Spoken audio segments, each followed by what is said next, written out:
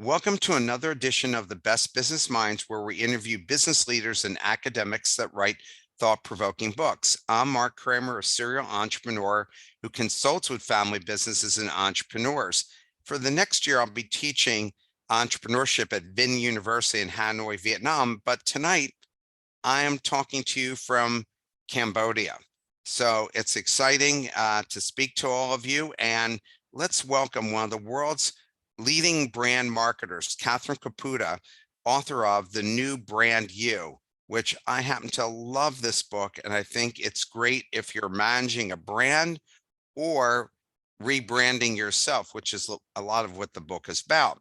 So, Catherine, let's start with you telling us about your background. Well, Mark, I had a long winding road. I started out as a Japanese art historian, and my first job was at the Seattle Art Museum. And then I decided, well, gee, if I really want to get someplace as a Japanese art historian, I need another degree. So I went to Harvard. I was working on a PhD. I spent 2 years living in Japan, traveled around Asia quite a bit then. And then I had my first personal branding crisis, and that kind of existential moment of, is this really what I want to do with my life? And I was pretty far in. I mean, I learned to read Japanese and speak Japanese, translated a book from Japanese to English. But anyway, I listened to my heart. And even though I was pretty far in, I decided to go to New York City and explore my first major interest, my first major in college, which was journalism and advertising at Northwestern. And, I was looking for a job in advertising after this career as a Japanese art historian, and everybody was saying, what are you doing here? And, I found myself branded, but not in a way that I wanted to be branded. I was branded as a art historian, as a academic, as somebody that couldn't even get an entry-level job. And so after being rejected about 50 times, I'm thinking, how can I develop a better elevator pitch, which was basically, I want to start out in the advertising business. So, which didn't click with anybody, obviously. So I thought about it and I thought, well, I'm going to brand myself as a marketer for difficult products. And I compared developing shows at the Seattle Art Museum on Asian art as having to be more creative and more interesting to attract a Western audience. So I said, hire me for your difficult assignments. And that's how I got my first job in advertising at Trout & Rees Advertising. Al Rees hired me because he thought, well, gee, everybody else thought you must be stupid working on a PhD in Japanese art history. He kind of liked it because he felt, well, you can't be too dumb if that's what you're doing. So that's how I got my start in the advertising business. And that has been a long road. I worked for Al for 5 years. And then I decided I wanted to work at a bigger agency. He was a very strategic positioning agency. And I wanted to work, at big time, at a big ad agency with lots of TV, big budgets. And of course, I was branded again. I was branded as an, small agency person, as somebody who couldn't work in the big time. But anyway, through networking, I was talking with a friend who was at Wells Rich Green, and he said, they're looking for somebody to head up the I Love New York campaign. The last person couldn't handle the client because you have a lot of politicians you have to sell the campaigns into and things like that. And I said, get me an interview and let's see how it goes. So he got me an interview, and the interviewer was saying, what are you doing here? You don't have a lot of TV experience, blah, blah, blah. And I said, well, my specialty is working on difficult products and with difficult clients. And I could see his eyes light up because they'd had trouble being able to handle all the different points of view and getting consensus. And so that's how I got hired on the I Love New York campaign. And I've stayed in the advertising business. I, went for a corporate job after I was worked on the I Love New York campaign for 5 years. And then I ended up, I went to Wall Street. I was director of advertising at Shearson Lehman Brothers and then Smith Barney. I taught advertising at NYU. And then I started my own business, Self-Brand, about how to brand yourself for success. And this is my 5th book. So I've written quite a few books too, Mark. So here we are. And I'm thrilled that you're here. What made you actually write this book? I mean, was it about that you saw people were frustrated with the fact that they could not move their careers forward or change careers like you did which was, really gutsy on your part, to leave the museum world where you really just had established yourself and then went into the craziest world that you could go into. You just kind of missed the madman era, Right, and right, entering the right. advertising industry. Right. Well, I wrote the book because I felt it needed to be written. The whole world it's really the pandemic that kind of started changing everything, and technology, the rise of technology. So, during the pandemic, we all learned how to work remotely. We all learned how to, you know, uh, convey our ideas, far away from the office and collaborate and all these new skills. But it's sort of, and then when the pandemic was over, you had a different workspace, where some companies were hybrid, some companies wanted to get everybody back, and there's been a lot of backlash on that. So I really wanted to look at the research out there on how the business had changed, how technology is changing, the workday world, and how it's going to affect us. So that's what kind of led to the book. I thought people needed to have a point of view of how can they succeed in this new world of work. Well, I liked it because you guys gave such practical stories and it was relatable. It wasn't like a case study that you couldn't relate to. So I thought that was great. I want to know, are brands created through marketing magic, or does a brand evolve through reputation?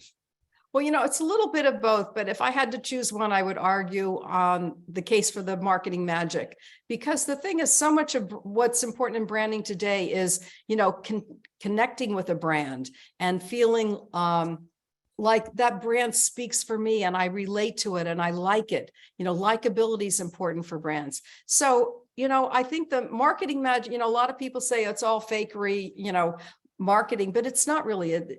Good advertising, it always has to be authentic and always has to come out of what makes the product great. Just like for your own personal brand, it has to be built on something that you can stand for. When I was marketing myself, I wasn't making up a story. I was selling difficult products. I was creating exhibits that had to be more creative to attract an audience so they could understand it and get excited about Asian art the way I was. So I think there's always a little bit of both. Don't underestimate the power of branding and the power of marketing. Around 25, 30 years ago, and I'm sure you'll remember this because we're relatively the same age, maybe I'm slightly older, but Probably not. 25, 30 years ago, Oprah crushed Phil Donahue in Right, daytime talk almost overnight. right. What was his brand, which had a huge following and won tons of Emmy Awards? Well, And yeah, what brand did Oprah create that allowed her to dominate and literally just crush everyone? right. That was a great story.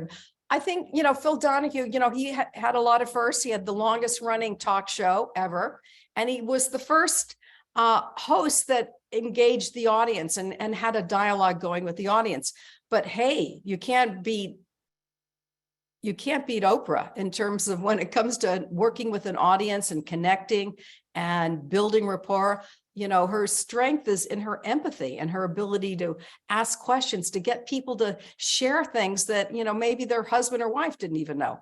So, he appeared stiff in comparison. And it really, Oprah brought in a whole new world of the connection between the audience and the viewer and her. So, she just knocked it out of the ballpark. And heck, she's still going strong today. She's not doing a daily show anymore, which is understandable.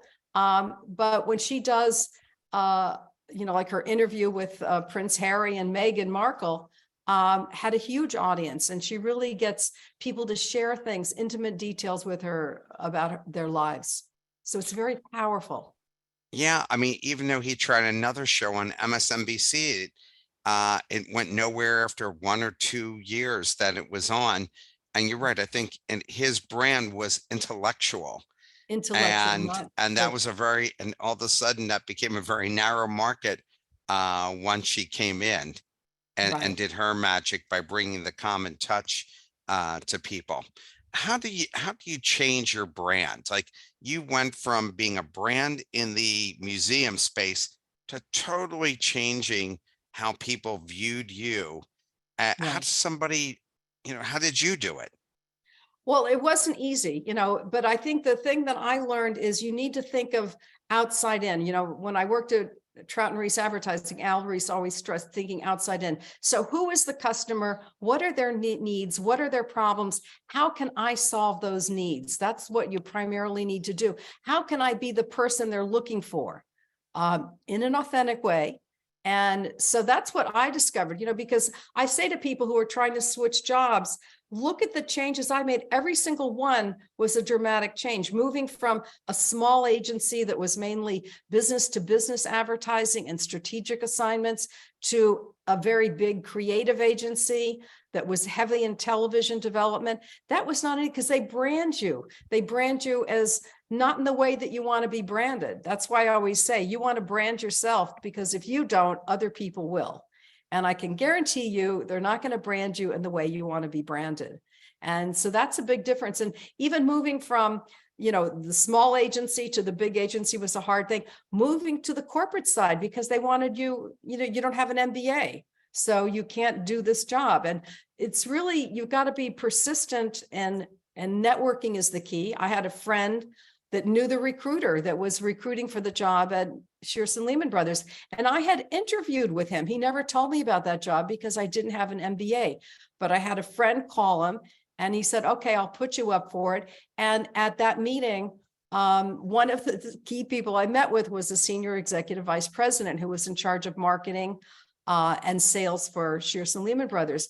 And one of his first questions to me was, what makes you think you can handle the investment bankers of Lehman Brothers, who were notorious? They were all paid millions of dollars and difficult. And I said, well, my specialty is working on difficult products and with difficult people. And I said, on the I Love New York campaign, I had to sell in the advertising to a lot of different politicians and career civil servants. None of them had, were friends, so it was hard to get them all united, but I believed I could do it. And I did. And so that was my pitch. And it kind of got him thinking, well, let's see if she can handle the investment bankers, because that job entailed corporate image advertising globally, but also the retail side, the customer,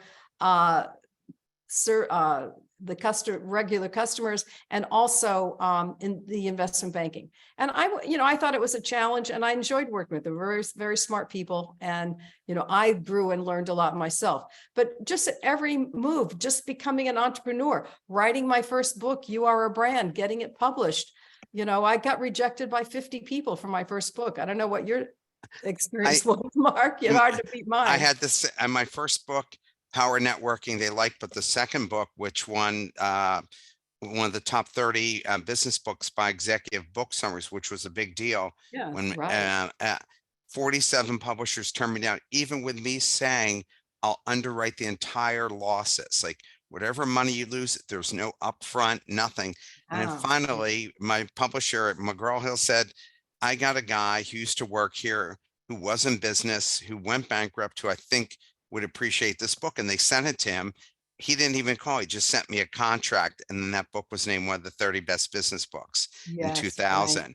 But you're right. Look I at mean, that. That was a book that was turned down by, almost 50 people. And then yeah, when it was published, did well. So you've just got to believe in yourself. And, and I was having lunch one day with somebody I went to high school with in Florida, in New York City. And I told her, I wasn't even going to bring it up with her. But then I thought, I wrote this book. I've been rejected. And she said, I think a friend of mine that I grew up with in my neighborhood, he didn't go to the same high school we went to, but I think he's a book agent. Let me call him. And in 3 weeks' time, I had a contract. So tell everybody and be persistent. It's amazing. your branding of the I Love New York was not only crazy successful for New York, but you changed it for every state in the country, because they all copied that formula that you put together for I Love New York. I mean, I have to give you a lot of credit all Well, over it the was a team, country. let's be honest. I mean, it was a team, and it really became the flagship account for the agency because, you have celebrities, and that brings a lot of power. You have the Broadway. We also did commercials for upstate New York it was a campaign for the whole state. I love New York. Most people just think of it for the city because those commercials with the celebrities, Right. really dominated. But we did, things for all the outdoor activities. And the thing about New York is it had a unique selling proposition. There's only one Broadway and it's in New York. So no other city or state could compete with us in the whole nightlife angle, the whole celebrity angle of going to Broadway. And so that was our focus, even though New York has, restaurants and museums and everything in great numbers too, but we wanted to zero in on a unique selling proposition. And that's kind of what you always want to think of, whether you're an entrepreneur building a brand or it's personal branding. You want to try to have a unique selling proposition. I mean, my positioning was initially this whole idea of a marketer for difficult products. It worked with Al Reese, he hired me, but my other ones did too. So you want to have something, being able to brand yourself in a sentence, 10 words or less. Most people can't do that. When I've asked people, tell me about yourself, when I was hiring people, let's say in my job on Wall Street, most people give you 30 minutes, of rambling. Right. And so you want a crisp statement, like I love New York, something memorable. So you mentioned you work for Al Reese, co-founder of Trout Reese and author of one of the best marketing books I ever read, which is Positioning. And he just recently died. I think it was last year. Yes, What was the most important thing about branding you learned from him? Well, there were so many things. In fact, I was there when he was writing his first book, Positioning: The Battle for Your Mind. And my initial job was, I was Al's assistant. And he liked to work in the bullpen. We had a bullpen at the agency where a lot of the creative directors worked and people doing, we had a typesetter there, we were typesetting our own ads as well as sending things out. But he had a stand-up desk. He would come in every day with, lots of magazine articles or clippings, just in all the research that he was doing for the book. So I learned a lot. I proofed it so many times, positioning, that I felt like I could recite it from memory at that time. But, I learned a lot, obviously, just working beside him and his thought process. But he had a lot of unique ideas in terms of, you want to find that unique idea that you can stand for that no one else can. And he always emphasized it should be a focused idea. He talked about singularity. You don't want an idea that, like so many people have, that you're an orange and an apple and this and that. You can do anything. You want to stand for something and you want it very focused. You also want your idea, whether for a product or a person, to be different than other people. Most people have me too, and what they're branding themselves as is the same thing every other person that does their job. So you want to have something different. And you also want to have a brand idea that's relevant. So you want to think outside in. What is my client? What do the people I'm interviewing with want in a candidate? And how can I be that person? How can I portray the side of my life and career and abilities that meet that need? You write people are afraid to market themselves. Is that cultural, being raised not to brag and toot your own horn? And how do you do it without looking like an egomaniac? I think you have to do it not looking like an egomaniac, because it's a total turnoff. Somebody that's showboating and bragging about themselves. None of us like somebody like that. But on the other hand, people that, don't market themselves or brand themselves, they're giving away their power. As I said, if you don't brand yourself, somebody else will. And I guarantee you, it won't be the way you want to be branded. So you have to figure out a way to talk about your accomplishments in a way that you feel comfortable with. I was part of the team that worked on, so you have to, figure out a way to tell your brand story, to have your brand idea, your brand sentence, and have, 3 or 4 reasons to believe, examples of things that you've done. And that's why in the book, I talk about the top 10 strategies, positioning strategies from the commercial world of brands, and how you can, so it's a kind of a cheat sheet in a way, how you can pick one that best identifies you. And for each one, I have like a brand personality. I worked with a therapist who helped develop the questionnaire. So you want to think of, what is your authentic ability and how to market that strength. In the beginning of the book, you quote from the Oracle of Delphi, "Know thyself." How do you honestly know yourself, and at what age does that happen? And how can you use that for professional self-fulfillment? Yeah, I was always struck, by I went to Delphi once and saw the inscription, and I just was struck by just when I work with coaching clients, how many of them, when you tell me, when I ask them the question, you know, give me your, pitch, what's different about you and relevant to the marketplace. And most people can't answer that question. And it, you think of, you're close to yourself, but they don't spend the time, or they're uncomfortable and they just say too many things, and they have like a Me Too brand or a mixed apple and an orange or something like that. It's not a focused idea. So, that's, a key thing that people make a mistake on. And, a lot of people tell me, and women do this more than men, I think, to some extent, but it should just be about the work. It shouldn't be about me bragging about myself, but it's never really about the work. And, one of my clients was concerned because she didn't get promoted and a lot of her colleagues did. And she finally confronted her boss and said, why haven't I been promoted? I did this last year and that, and I accomplished this. And he said to her, Kate, I didn't know you did all those things. You never told me. So if you don't, it's even your boss, because this guy had a lot of direct reports, so the squeaky wheel gets the grease, so you want to be able to weave in your accomplishments in a subtle way, but make sure you're communicating with people that have control over your brand. No question. What is the formula for idea that has the best chance of being successful, as you write about in the book?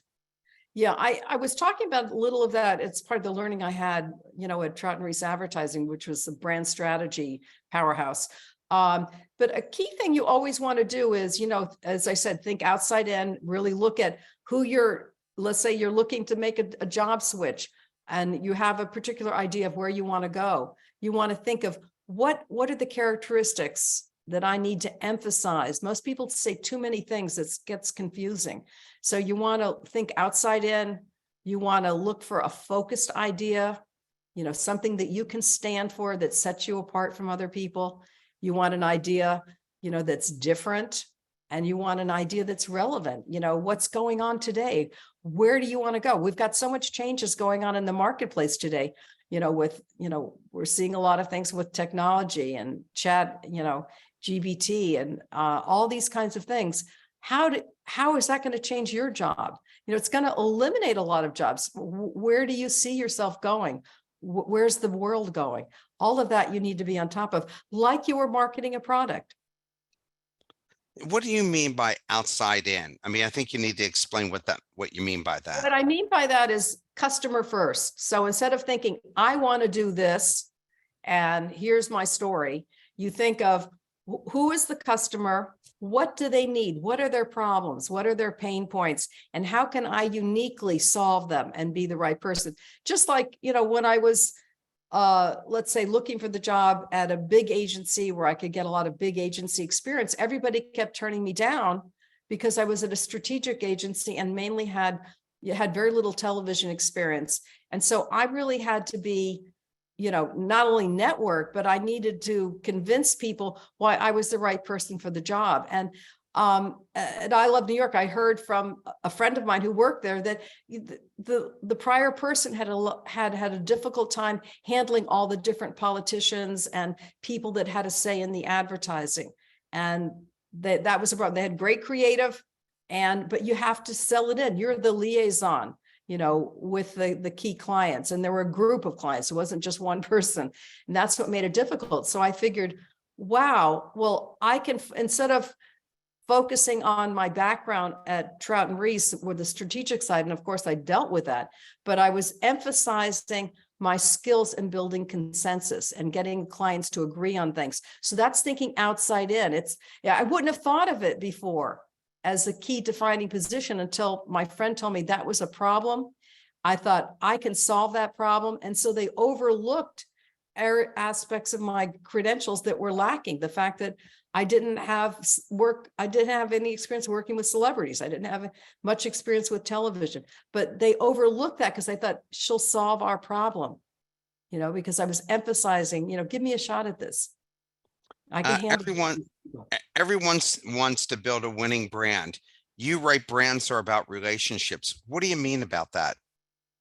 Well, a big thing about in advertising today is this whole idea of, brand personality and connecting with a brand. And, in the branding world, celebrities are measured and products are measured on, not only how well known they are, but how much people like the brand, how the brand personality and connection with the brand. So likability is also very important for brands, and it's important for you too.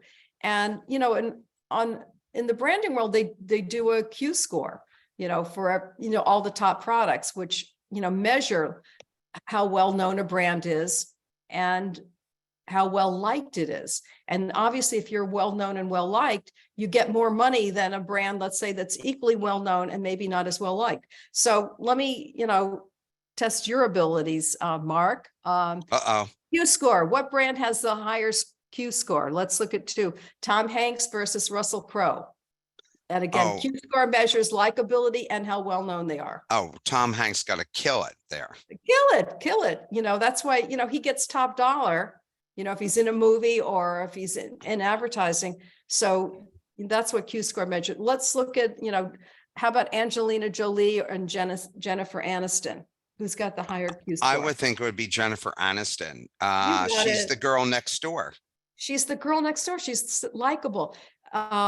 Angelina is not the girl next door. She's, she's a little more exotic and, more difficult to relate to than Jennifer. So, that's what you want to think about. I always say that the job world is like high school in the sense that, what your brand, how popular you are is important, and likability. And it's important, likability is important for people and career success. If people like you, you'll have a much better chance at being successful. So that's why you want to think of brand personality and connecting with other people. So, someone from the audience wrote negative Q scores, polarizing figures, Kanye West. Can you comment on that? Right. The Well, I negative think Q score? yeah, because Kanye West, lost his deal with Adidas, so Billions. billions, yeah, and so brands are going to think twice about hiring him because he made anti-Semitic comments and other kinds of things that no brand wants to be associated with people that kind of hate thinking and stuff like that. So yes, of course, his Q score got hurt dramatically because he's certainly well known and can't be any more well known than he is. But the likability is a problem now, and the controversy is a problem now. Well, I mean, take a look at Tiger Woods. Once people saw that he cheated on his wife and all the things there, right? The commercials evaporated for him for quite some time, and took years for him to get back some of those commercials, but he still doesn't have that Q score that he had before. Right. And his game isn't as good. He had that accident in California, You're right. Seemed, very devastating because early in the morning he's driving that fast, So yeah, so you can hurt yourself, obviously. And that's why you want to guard your reputation and what people how people see you, because it can hurt you dramatically. And it's hard to recover. It's hard to build a reputation, takes a lot of time, but it's very easy to crash one by an incident that somebody does. So that's what you want to think about, because it's a big problem in the business world too. If you get involved in some kind of scandal or situation, or that's going to hurt your success. Yeah, it's like losing weight. It takes months to lose the weight and 1 weekend to gain it all back, unfortunately. Right. Yes. Right. When I guess writing with about Ozempic, though, we got other ways of going about it, but when writing about target marketing, you mentioned having shared values, lifestyle, point of view. When doesn't that make sense, and what do you do? For example, selling pizza, medical supplies, or bicycles. I don't think all of those things enter into it. So when does that enter into it? Well, it enters target. It's a positioning strategy, target marketing. I mentioned in the book that one of the first big brands to do it was Pepsi, and the Pepsi generation, a campaign that was big in the 60s and 70s. They were one of the first, and they really created a picture of what the Pepsi drinker was like. They showed all these scenes like on the beach and people playing volleyball, and they looked gorgeous and they were young and they were enjoying life. And in contrast, Coke is number one, and Coke is still number one. But, Pepsi did increase a lot their sales and their audience. And they appealed, to an identity. Coke kind of looked like an old people's drink, and Pepsi was the new generation. So the strategy makes sense when you have a clientele or a customer audience that is a particular target market that you identify with. Maybe you are in that market yourself and you build your brand around it. So let's look at something like Red Bull. Red Bull built its brand around the target audience, and the whole media strategy is based on who the target audience is, which is, young urban men who like extreme sports. And so that was and the commercials are all about that. They've got a lot of media going on that whole issue. So they built their whole brand about this very distinct market. And of course, then they branded it as energy drinks. These it gives you energy. So that was the big success of it. So it makes sense. Let's say, for example, if you're a consultant and you're an older woman, for example, you could specialize in older women who were widows and inherited money from their husbands and hadn't been involved with money. Maybe you understand that because you're in that same demographic. So it's a lot of different ways. You could, a friend of mine specializes in entrepreneurship and his clients. He's a stockbroker. But he knows the mindset of entrepreneurs because he is an entrepreneur himself. So you're looking for building your business around a target market that you know better than anyone else. And you want to be known for that rather than be a stockbroker who just deals with everybody, or being a consultant, or being a career counselor. You want to own something very specific. For example, like a woman I know who's a career coach, her strategy was a target marketing strategy. She was looking for people like her who were smart and talented and good at what they do, but not good at marketing themselves. So there are people that relate to that message, are attracted because she can help them with their problems. I mean, you're so on target with that, because I work with professional service providers doing what you do. And when I work with law firms and I ask them what makes them unique, and they high quality service, all the things everybody else does. And I remember this, I said, well, let me give you an example. This lawyer named David King was an associate at Morgan Lewis, one of the biggest firms in the country. And they said, will anybody take this biotech client? And David had no background biotech, but he goes, I understand that, I'll take it. And he focused for the rest of his career on biotech and became the biggest biotech lawyer in the entire country. Every major deal was going through this guy. And how smart that was, that he picked something nobody else wanted and just stay focused on that. And that became his brand. And he ended up becoming CEO of, I think, 2 or 3 very successful biotech companies himself from that. So clearly he probably read your book before you wrote it. Yeah, but that's such a smart way to go, owning something that no one else owns and just taking a little segment that you think is going to bloom, and you build your business around that. Most people think, oh my God, I'll lose business because I have to take everybody. Not smart. You're much more powerful owning something. And then you can own that business in people's minds. So when they think of biotechnology, they think of him and his business. So. And your advice on Inside Out, there's a lawyer, an accountant named Howard Ross. He never lost a client. Any client he went into, he won. And the only thing the thing he did that was different than any other partner in an accounting firm was he just kept asking the client questions about their business, their problems, what their issues were. All the other accountants walked in promoting their firm and why you should go to their firm. They said they had to drag it out of him about what he brought, because he spent so much time on them that every single client signed with him. And when he got moved off that client, as they rotate him, the client dropped the firm because they didn't care about the firm. They only cared about him. And he had built that big a brand in his space. Right. That's an important thing to understand, because I was always struck when I was on the corporate side, and I was there quite a long time, like over 10 years. And so many people, creative agencies selling things, wanting you to hire them. And I would have other people in the meeting that were senior execs to, ask questions and stuff like that. And they would be talking about themselves the whole time. If you know anything about business, senior executive want to talk about their business and their problems. They don't want to hear how great you are as an ad agency or how great you are as a media company or any of that. They want to talk.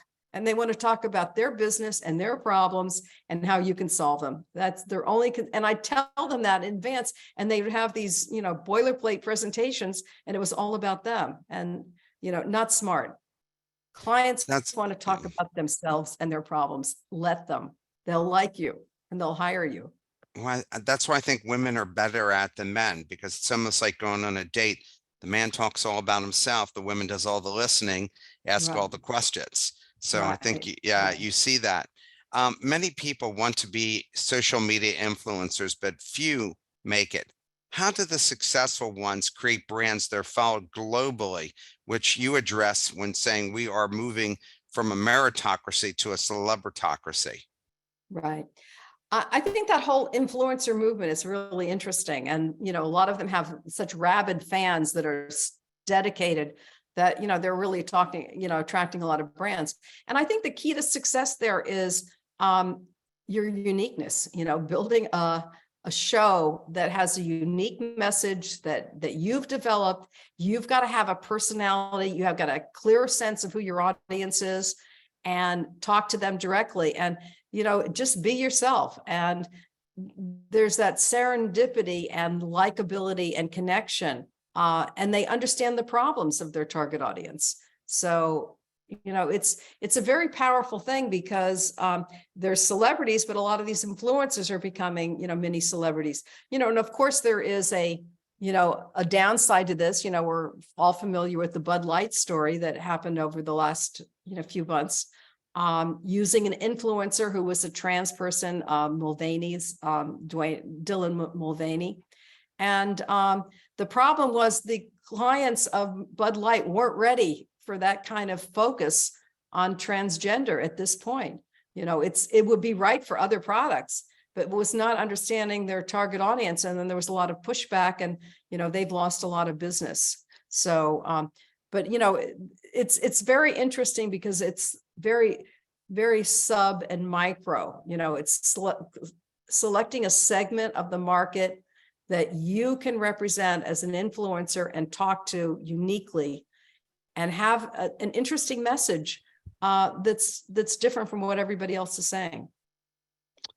For over 100 years, celebrity spokespeople have been in demand. Is there a formula for picking the right celebrity that will give your brand the halo effect? Yeah, the halo effect. I mean, the great thing about visibility for brands is, or likability or Q-score, if there's a connection there, people assume all kinds of other positive things about your brand. So it's a very powerful thing to do. But I think that, the key is focusing on what's my formula that I've talked about earlier about being focused, being different and being relevant to the market. That's the key to success, whether you're a brand or a person. You write about 5 superpowers of elites. How does an individual create a personal elite brand, especially if they don't have a certain physical appearance or a voice? Because I think we all think like, if we don't have that, how can Right. we become that Well, elite? you can, as I said, I focus on the top 10 positioning strategies from the commercial world of brands and how people can use them. And elite positioning, you have to be elite. You're either elite or you're not. You've got to have a claim to being unique and elite.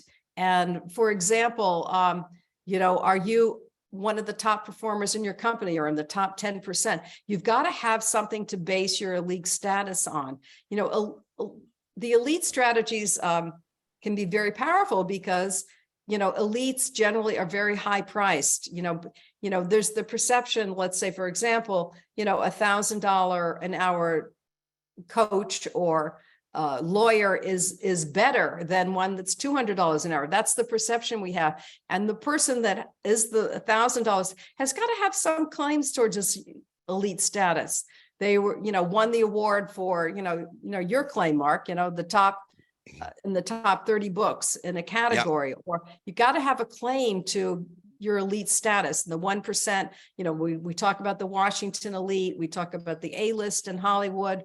You've got to have a claim. So it's not for everybody, but if you have a claim, it's very powerful because there's a sense of elites. They're difficult to hire, like the lawyer. I don't know if I can fit you in. I've got so many cases, or the accountant or somebody like that. And you want them all the more because it's difficult. I mean, that's the whole strategy behind a lot of elite brands, Hermes and the Birkin bag. It's a 10-year waiting list to buy a purse, and there are women, that want to be on that list and are waiting it out. And if you have it, if you have part of that, it gives you an elite status that you were able to get it. So, it's not a strategy for everyone. You've got to have a claim to being elite in some way. And it's important for those reasons because people are, attracted to things that are difficult to get. It's that whole, faux scarcity that's created. A lot of, brands drop, just, 100,000 or whatever, 55,000 of a particular sneaker design, and it's sold out within a day. And making it elite, not everybody can get it. It's expensive price. Attracts a lot of people to want it all the more. So it can be a very successful strategy if you can pull it off. What's the profile of a leader, and can anyone learn those skills? Like, do you think people are naturally born leaders, or is that something that can be developed? Well, a little bit of both. I think it can be developed, but it's not for everyone as well, because the key thing about being a strong leader is attracting followers and being able to inspire people by, your point of view, what you stand for, your leadership and your ideas for a company or an organization or whatever you're a leader in. So, it's not, some people don't feel comfortable leading other people. You've got to really get energy and excitement out of inspiring people as a leader. That's why it's important. And, I think in most companies, certainly larger companies, they're looking for leadership because they have so many people, they have teams, and not a lot of people are good at it. So yes, I think if you have the skills where you're a people person, you aspire to, encourage other people, you're on your way. And I think there's a lot you can learn about it. And there's a lot of stories on successful leaders and leaders are not so successful. I don't know about you, but, a lot of us have had jobs, and how many would you say were strong leaders that you work for? Not as many as we like. So it's an important area. Yeah, you're 100% right about that. You talk about leaders like President Lincoln, and on the back on your bookshelf, you have my favorite book, Team of Rivals by Doris Goodwin Kearns. What does that, Lincoln was known for being a good listener of people. What leader do you think does that well? What leaders do I admire for listening? Well, I think number one I would put down is, Mary Barra, who's the CEO of General Motors. She's known as a very inclusive type of leader. She's a listener. It's often women think we're the better listeners, and I think there's some research that proves that. But she's an example of this inclusive leadership style and being a good listener. The other thing is, traditionally, a lot of leaders just had their direct reports, it all got filtered up through them, who had maybe their own biases and presenting their ideas. She is known for having meetings with people at all different levels and ranks, and she wants to hear everybody's opinion, and she asks for it. So that also makes her very likable because people that work for her or as part of the teams at General Motors feel listened to. They feel like they're valued, and who doesn't like that in the business world? We all like that. So listening can be very powerful. And I was struck by, the whole thing on Lincoln because it was a part of his day. He gave like an hour or two to it every day. And he would listen to people. This is when you could just walk into the White House, and get a meeting. And a lot of them weren't important people. They were just people that just wanted to say hello or whatever. And, his staff would say, why are you spending time with these people? You need to just meet with important people, the leaders of this party and the leaders of that party. And he said, I really want to understand what all the different kinds of people in this country are thinking. And it made him very powerful, and somebody that, people look forward to. And also, as Joyce Kearns Goodwin points out in her book, instead of taking the usual cabinet, and hardly anybody's learned from his lesson, but he picked all his rivals that were running against him for president that lost, put them in all the key, jobs, in the executive wing. And, that was very powerful because he got top talent, but also, he made them all work together. Rather than having these people on the outside working against him, they were part of his team, all working together. So it was a brilliant strategy for that reason, but you don't see it that much. When people get elected president, we usually see a whole different cabinet, and they are not the people that were working against him, that were running against him so much. Anybody So I hasn't think read, Mary, I would say, is key, in terms of listening. I mentioned Oprah earlier, she's a leader in her own way. But she, she's got an audience. She's known as a listener, and that's, powerful. if you haven't read Doris Goodwin Kearns's book, Team of Rivals, it's a must absolute read. Right. And what I loved about that book is that all of those people looked down on Lincoln, all those rivals, because he had come across them at different times in his career. And after a few years of working for Lincoln, they all realized that it was reversed, that they were lucky to be in his presence, and he was the one Right. that they should have been following all along. So I thought that was great, and her book was phenomenal. I didn't know President Yeah, Washington cared so much about appearance. Please tell us about it and what we can learn, especially in an era of Mark Zuckerberg's hoodies and Bill Gates's sweaters and most major women CEOs wearing pantsuits. Right. I had read that earlier about George Washington. So then when I was writing the book, I investigated a lot more. Even in high school, there still exists some of his primers on how to dress and proper etiquette and things like that. And, in the book I mentioned, he used to send things back to tailors. He wanted things to fit just a certain way. And, oh, I saw this style coat here. Do you think it would work for me? So, yeah, he was a guy, who led the army and won, the revolution for the United States. But he cared, and he was known as somebody that had a riveting presence. He was over 6 feet tall. There was only one, I think Thomas Jefferson was as tall as him. Other people were quite a bit shorter. So he really stood out. And a lot of people wrote about him and his presence, that they would be at a party at the White House. And when he would walk into the room, people would stop talking. He had an executive presence that was very powerful. He looked powerful riding his horse. He's tall and big, but he cared about how he came across. And he, this correspondence shows that, it's not such a frivolous thing. They talk a lot of image people talk a lot about, visual identity and how you dress and what your hairstyle is. All these things talk and communicate. And I think, look, George Washington thought about a lot of important things, but he didn't neglect what some people think are minor things, how you dress. And you see it even today. You mentioned Mark Zuckerberg, that creates a kind of thing like, I don't really follow the rules. I don't dress like a CEO.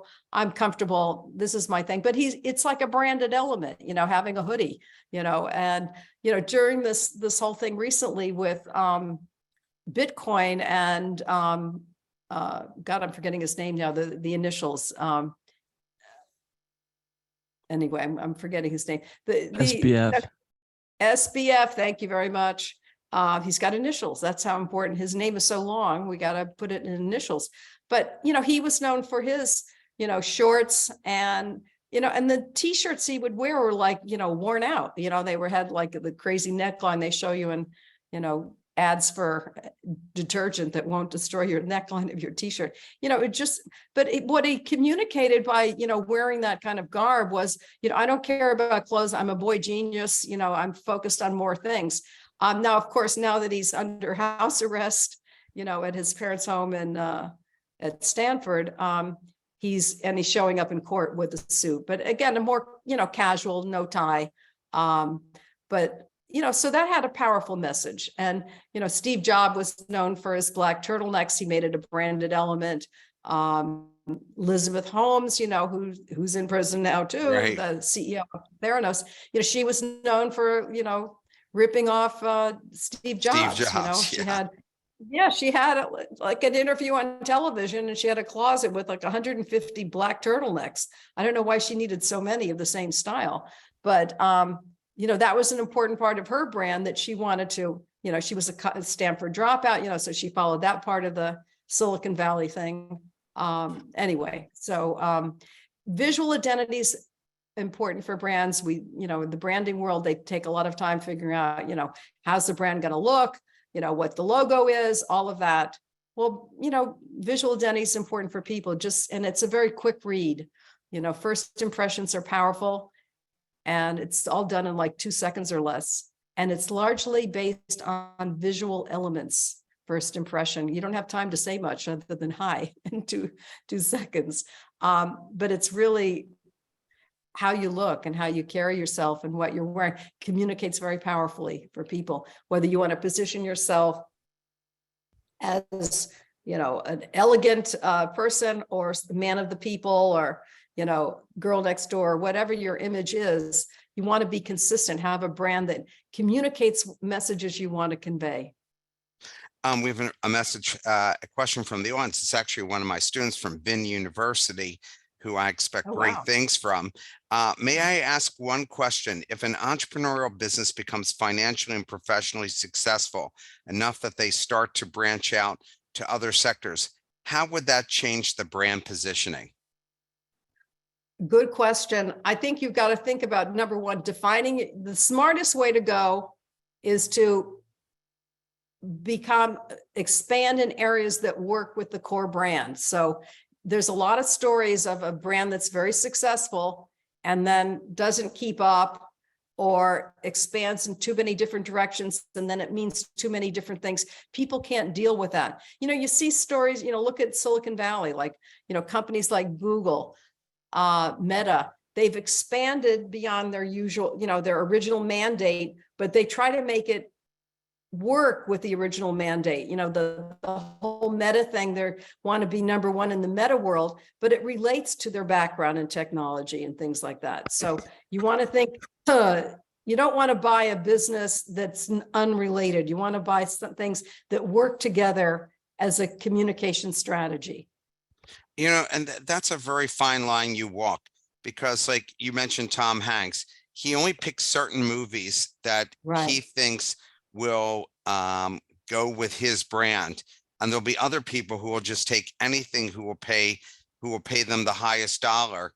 And then before you know it, their brand is tarnished and destroyed. And maybe they never get back to being an A-lister or an A brand or any of those things. Right. They're not chosen. Yeah, it's very important to think about, because I think the thing about Tom Hanks, he's so likable. When he's in a movie, we don't want the guy to die. We're always rooting for him. He's got to make it through. And he always does, almost. And so that's a very powerful thing.